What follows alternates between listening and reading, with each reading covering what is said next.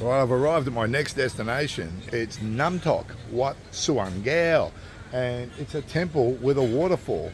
It's not far from Bangkok. We're in Nonthaburi, and I want to show you that and give you a look into somewhere that's pretty hidden away from most foreigners. Thais know where it is, and you can easily find it using Google Maps or take a grab. But have a look first and see what you think. I was really impressed. Come with me.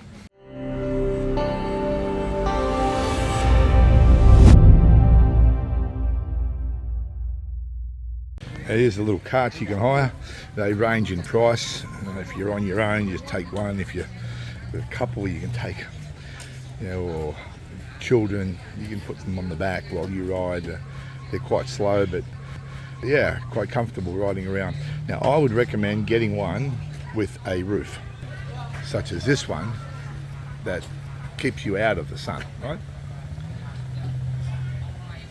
Right, so I just came down this path here. There's paths off in all different directions. I'm going to walk here to this undercover area and show you the view from here. It's really nice and tranquil. So you can sit along here, have a bite to eat, look at all the area around here. It's very tranquil, and look at these traditional huts here with the doors open at the side like that, being propped open. That is the traditional way. I saw that in Myanmar as well, Burma, where they had some traditional buildings, and that's how they provided air conditioning, right? They opened them up like that. Walk out here to this little garden monument. We can see over here there is more areas where you can sit and relax, overlook the water. The water does have fish in it. I have seen the fish, and you can feed them. And in the distance, I can hear geese. Floating pontoons over there and there. And I can see the ducks over here.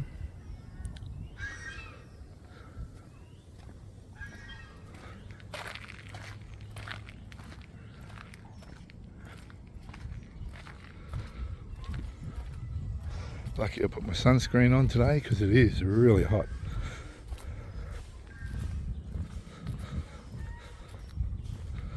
A nice way to spend an afternoon. Have a look at that.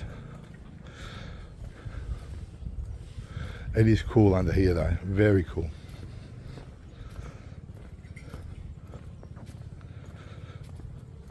And quiet. It's very quiet and tranquil.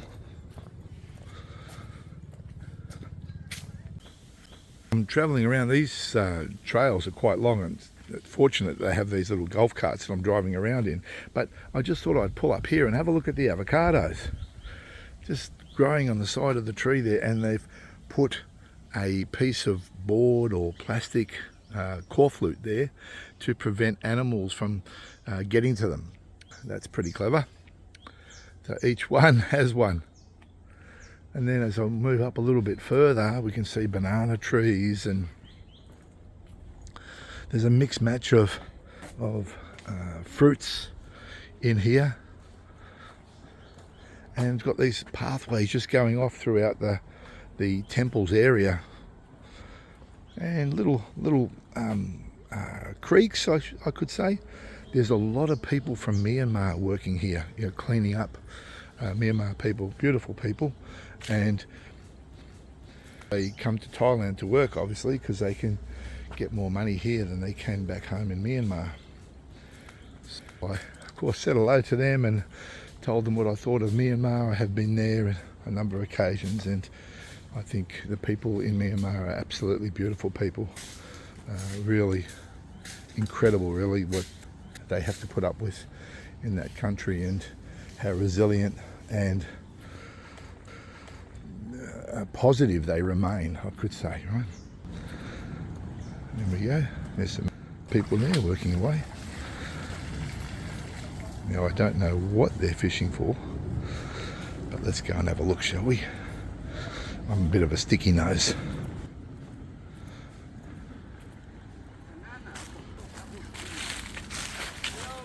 Hello, hello, hello. Near day. แหนครับ Meh.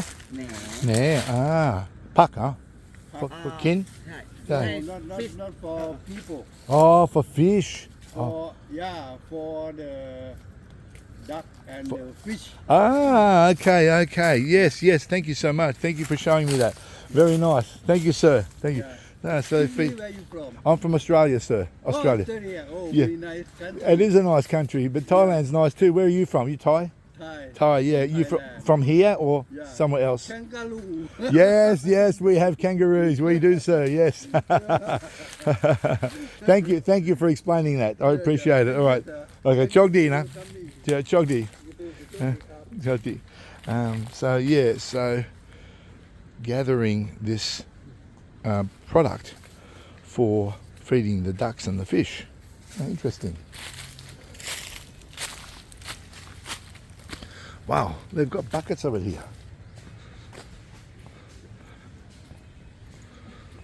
Right, all right, makes sense. Now, where else do I go now?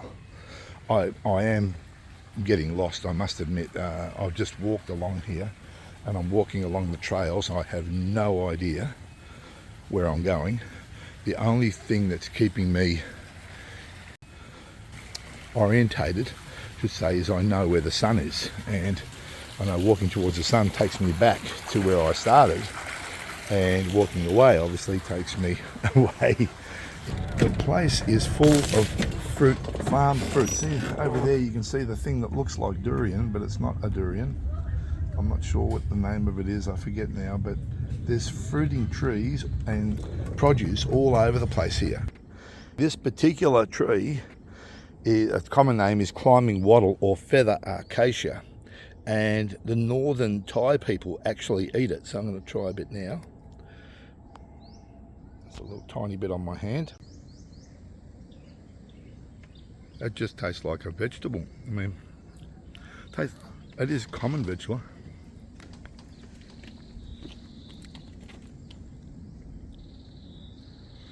Yeah, no real taste actually. Try this one. Poor. Now I know why they say it tastes like egg. It tastes a bit like rotten egg. So once you get the centre stalk, wow, that tastes terrible. It tastes like rotten egg. Yeah. I definitely wouldn't recommend that, but you got to get the centre stalk, right? So you taste the centre stalk, which is, I'll show you what that looks like. That one there, the centre stalk, tastes a bit like rotten egg. This one here has no taste at all, but the Thais say it tastes like fried egg. I think it tastes like rotten egg. I've never tasted a fried egg that tastes like that. Now, I've not tasted rotten egg either, but I know the smell, right? And when you eat it, you get that smell in the taste. So yeah, not real nice. Growing right next to this is another tree.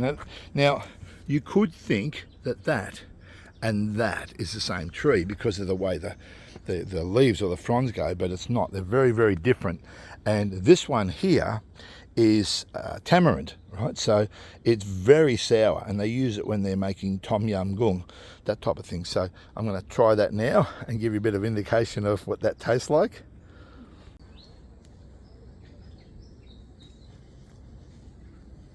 Yeah, it's really sour, and wow, it is so sour, and you can taste the tom yum in it. It actually has that taste of tom yum. Yeah, I know the taste, and yeah, it's really wonderful to be able to just pick something up like that and try it and go, wow, I get where that comes from or what that goes into. It comes from the tree, obviously, but what it goes into is what's special, yeah? Let's keep going. Now, it's not much of a surprise to see banana trees, but see them covered over like this to look after them, and we look inside and there they are. Nice little ladyfinger bananas. Beautiful. And they're not ready to go yet, but when they are, they'll be really sweet. There's some more over there. So it's really incredible how they've mixed some of these together, right? They've mixed some of the vegetables and fruits together, so they're growing them side by side, so they obviously know what they're doing in terms of that, where normally you'd see, you know, a plantation of one thing or another, but they've got everything intermixed here. All right, down here looking, I can see these plants here. This is a pandan plant, right, and the Thais call it bai toi, right, pandan plant, and it's used for its nutritional value, right. You have to cut it into small pieces and compress it and extract the juice out of it. Once you've extracted the juice out of it, you can then use it as a nutritional drink, but it has to be extracted and usually put through a cheesecloth or something like that to make sure it's really well filtered. It's said to have properties that help heart disease, cancer, all sorts of things. It's very, very nutritious, and the smell is very strong. It's a very fragrant smell, a very nice smell too. So can't do anything with it at the moment, but if I had time, I could crunch it down, smash it down to a pulp, and then drain the juice off. I've just come across this store that's selling pandanus already juiced up, and it's got a jelly in it too, which is the pandanus jelly, or product of the plant, and the juice as well has been extracted and chilled down and mixed with some water and some sugar, I think, and it tastes wonderful. So pandanus juice for sale here. Okay, so here's some bamboo. We all know what bamboo is, but did you know what the bamboo shoot looks like that you're eating in restaurants and etc.? And if we come down here, and there we go, right there. So that's a bamboo shoot, right? It's fresh shoot, and it's popping up there. So you cut that off and you can eat that. I guess there's been a few cut off along the way, but yeah, that's what a bamboo shoot looks like. And there's a huge big bamboo outcrop. I won't call it a tree, I'll just call it a crop of bamboo, if that's the right terminology. I'm not sure if it is or not. And these trees here, of course, are mango trees, and we have them back home. But the mangoes here are super special, super sweet. Yeah, I might even have some of those this afternoon. I'm trying to drive one-handed now whilst showing you the ducks and the geese.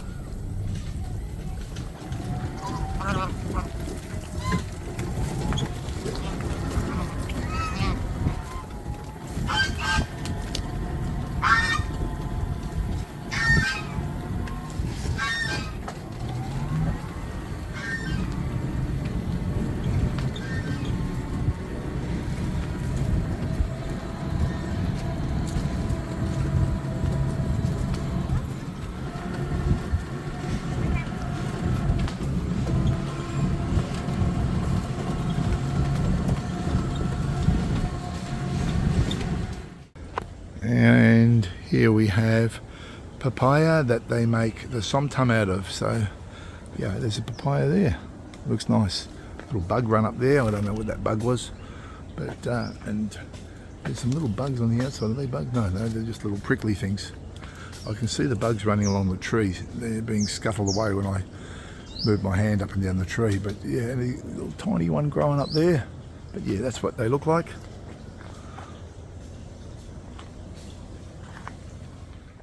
And this tree here is what they call a rose apple.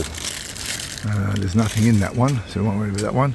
But in here, they have a little one there. There's a rose apple. Tiny little things. They're little. They look like they're a little pear. They look like a little pear when they're grown up. They grow up quite big, or they grow to be quite big.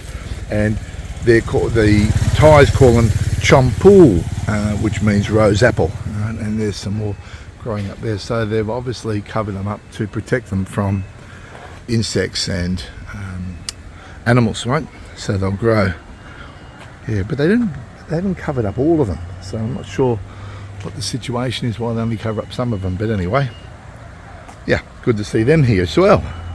So I'm going down the path. I look to the right, and they've got some oi, which is the Thai word for sugar cane in through there.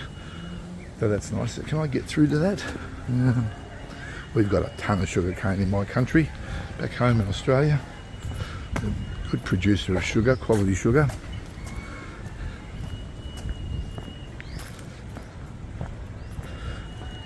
Nice. what they call that plant there, water lily bay, boa. They call it a boa. And there's the sugar cane in there.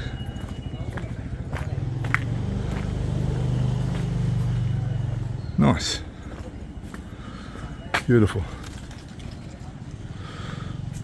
Incredible how they just grow this stuff side by side. Somebody's actually thought about putting all these fruits and vegetables in here.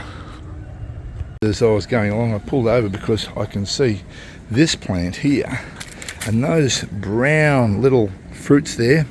This tree is called the sapodilla tree, or naseberry, I think they call it, is the other name, the common name. Those fruits are very sweet, extremely sweet, right? And the shell is really hard, but inside is really sweet. I don't think we get them back home at all. If you get a chance to try some, try some. I just stumbled across what is the betel nut tree. So this is what you see people in Myanmar and some countries eating that turns their mouth red. So that's the betel nut in its infant state, right? So hasn't grown up yet to be a nut that they can chew, but that is the tree. It looks a bit like a cross between a banana and a coconut tree. They'll swell up and discolour and be quite large in the end, and it'll look like something like this. There you go. That's a betel nut there. See if we can find a grown up one. Now you can only eat them or chew them and spit them when they're green, right? There's another small one there, but here we go. Now you can see what I mean when I say they're like a coconut tree, cross between a coconut and banana.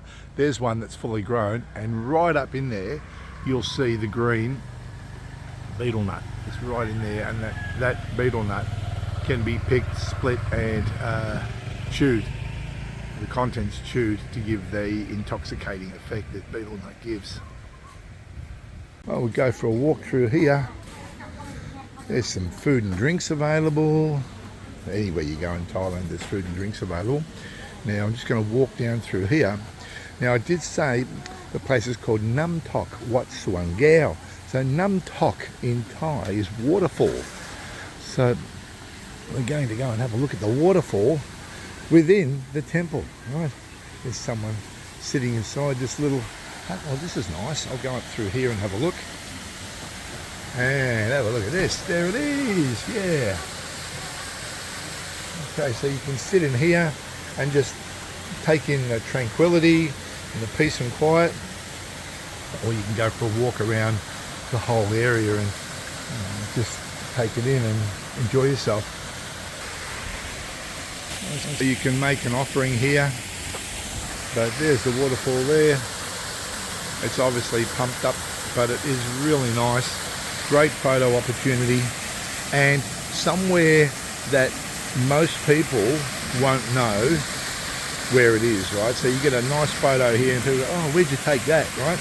And it's going to be somewhere that you can say you've been to, that, you know, they've been to Bangkok and Thailand many a times, but they've never been here.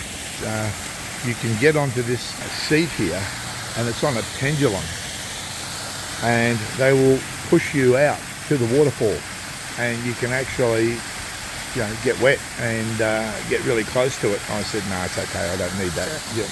Well, the guy just said to me, be careful because there's bees in here. Have a look at these bees. And they are creating a honeycomb. In fact, I don't even think they're bees, they're wasps. They're wasps. But they've got a honeycomb and they're creating a whole nest. And yeah, feeding those cells or pupae or whatever is in there. He said, be careful, you're going to get stung. So there they are there. I hope you can see it. You can see those bees, those wasps or whatever they are there. Now, I've been told that people have been stung here before, so you need to be really careful around this particular tree here that they call home. Alright, so we can see that it's right at the base of this beautiful waterfall here, and it's quite easy to get stung. So just when you're standing under this little branch here thinking, oh, what a great photo opportunity right here, these things jump down onto your head and start stinging you. Yeah, welcome to Thailand. All right, let's keep walking around.